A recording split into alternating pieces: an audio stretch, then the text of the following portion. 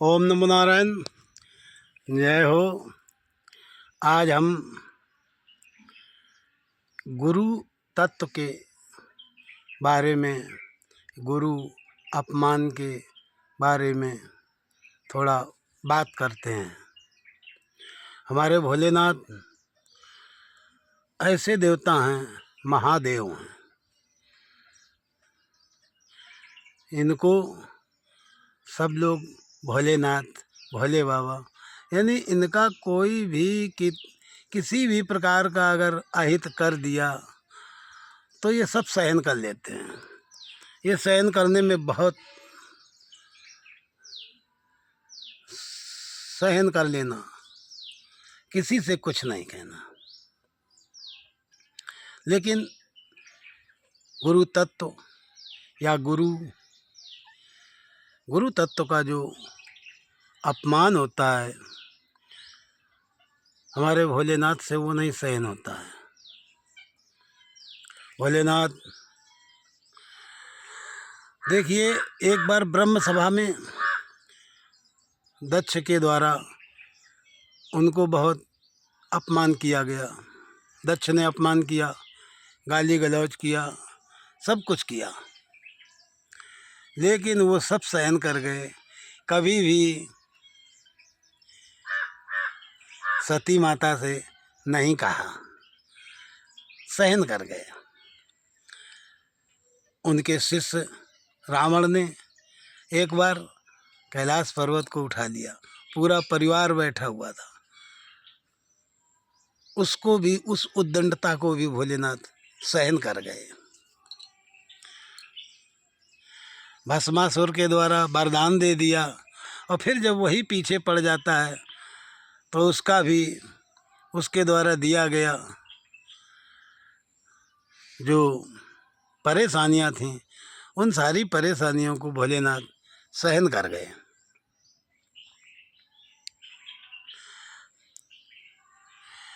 भोलेनाथ ने बहुत कुछ सहन कर लिया। कामदेव के द्वारा एक बार समाधि स्थिति में थे, उस समय भी भोलेनाथ ने बहुत सहन किया, लेकिन कुछ नहीं सहन कर पाए थे, तो उनकी अग्नि तत्व जागृत हो गया। आँख से उन्होंने केवल देखा था, मुंह से फिर भी नहीं बोले, सहन कर गए। कहीं कहीं भी किसी का भी अपमान उनका बहुत हुआ, सब वो सहन कर गए। लेकिन एक चीज़ उनसे सहन नहीं होती है। रामायण में एक दोहा है, उत्तरकांड में,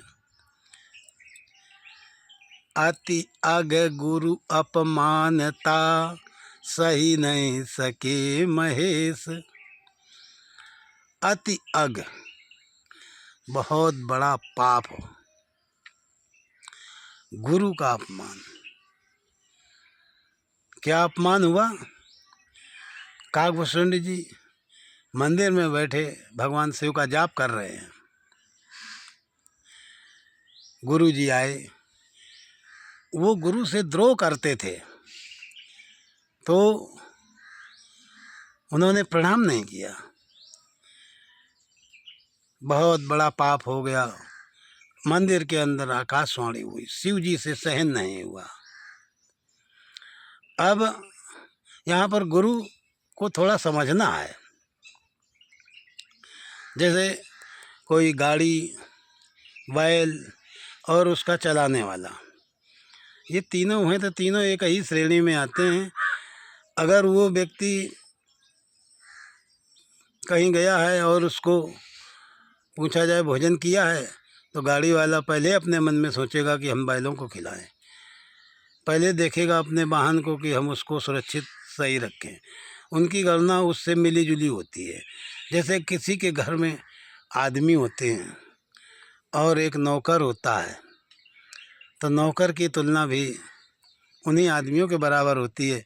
अगर किसी ने नौकर का भी अपमान कर दिया तो वो लोग अपना अपमान समझते हैं और उसको दंड देते हैं।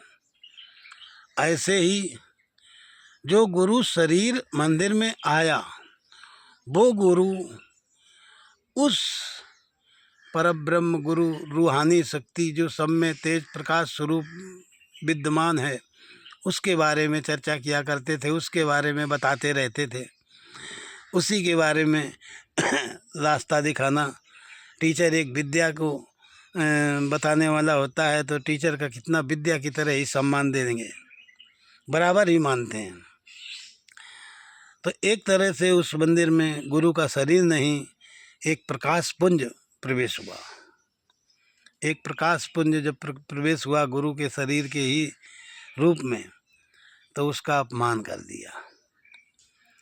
अपमान भोलेनाथ से नहीं सहन हुआ। जो प्रकाश पुंज है, जो वो गुरु तत्व है, वो हर योनि में, हर जीव जंतुओं में, सबके अंदर बराबर रूप में विद्यमान है। हर मनुष्यों में, हर जीव जंतुओं में। आदमी भोग करता है, सब कर्म करता है, लेकिन एक गुरु तत्व यहाँ आदेश देने वाला जो होता है, वो सही गलत का निर्णय करता है कि ये काम गलत है, ये काम सही है। जो उसका निर्णय करने वाला होता है वही गुरु तत्व होता है।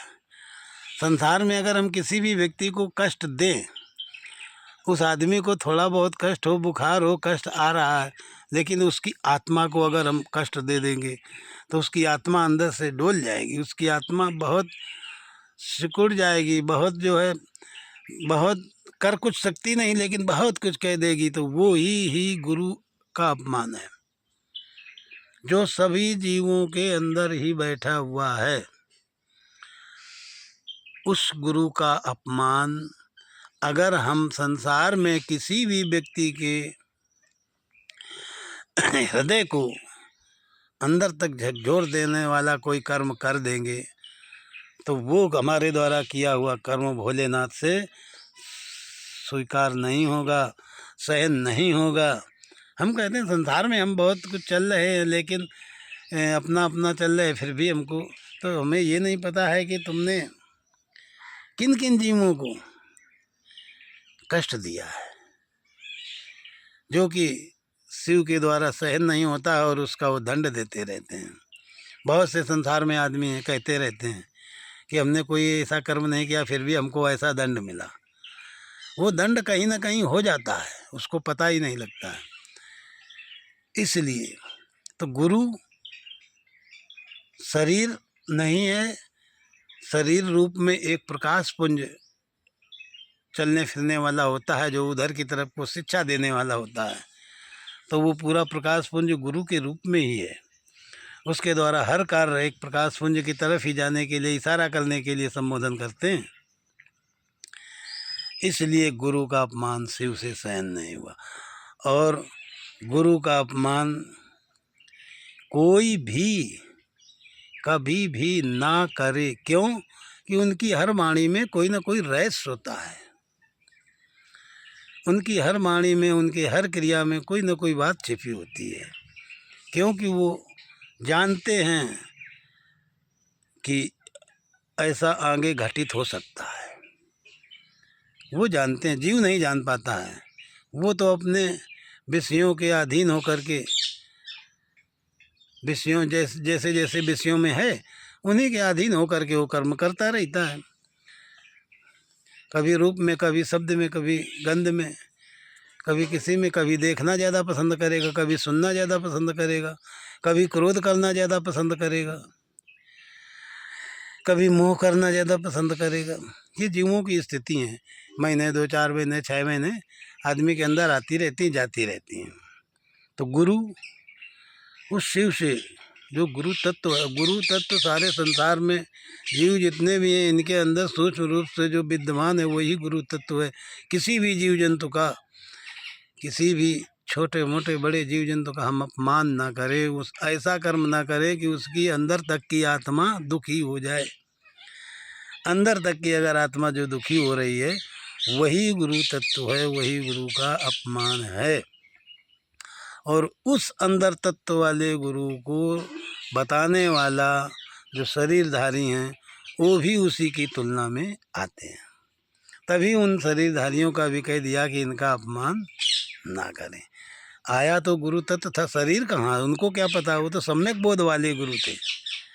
काग गोस्वामी जी के गुरु सम्यक बोध वाले थे, उनको कुछ नहीं था। तो भोलेनाथ से सब कुछ सहन हो सकता है, गुरु अपमान नहीं सहन हो सकता है। अति अग गुरु अपमानता सही नहीं सके महेश, और उनसे सब कुछ सहन हो जाता है। संसार में सब कुछ दे दिया दूसरों को, सब अपने पास कुछ नहीं रखा, सब सहन कर गए। अच्छा बुरा जो भक्तों ने उनके साथ किया, उनके परिवार ने पत्नी के द्वारा राम के बारे में छिपा गए कि मैंने ऐसा नहीं किया है, मैंने परीक्षा नहीं ली, सहन कर गए। कार्तिकेय छोड़ के चले गए, कैलाश पर्वत को दूसरा पर्वत बसा लिया, सहन कर गए।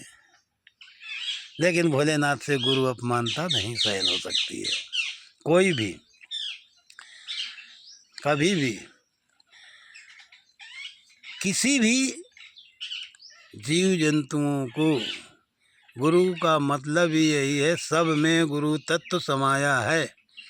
किसी भी शरीरधारी जीव जंतु को ऐसा न सतावे, किसी भी प्रकार का न सतावे, ऐसा न सतावे जो उसको अंदर तक की उसकी आत्मा हिल जाए।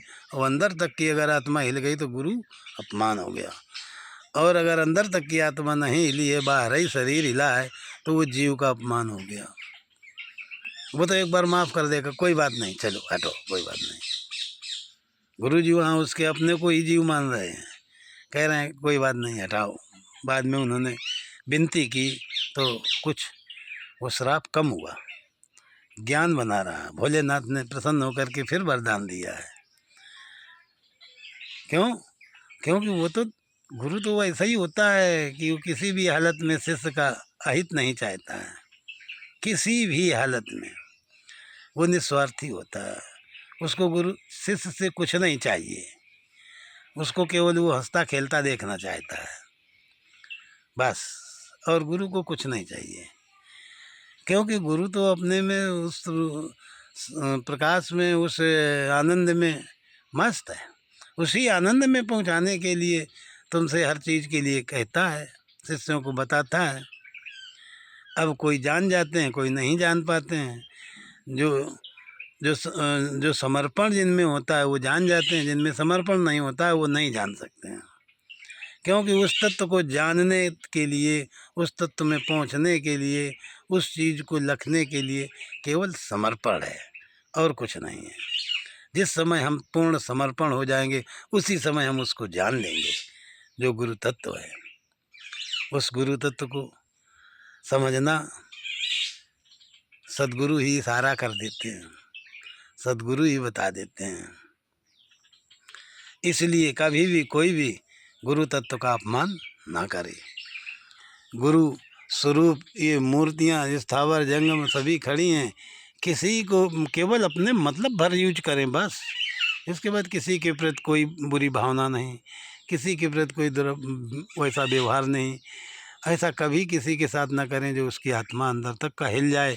अगर अंदर तक की आत्मा हिल गई तो वो जो कह देगा वो घटित होगा, क्योंकि वो गुरु तत्व से निकला हुआ शब्द है, शिव तत्व से निकला हुआ शब्द है, उसको कोई नहीं रोक सकता है।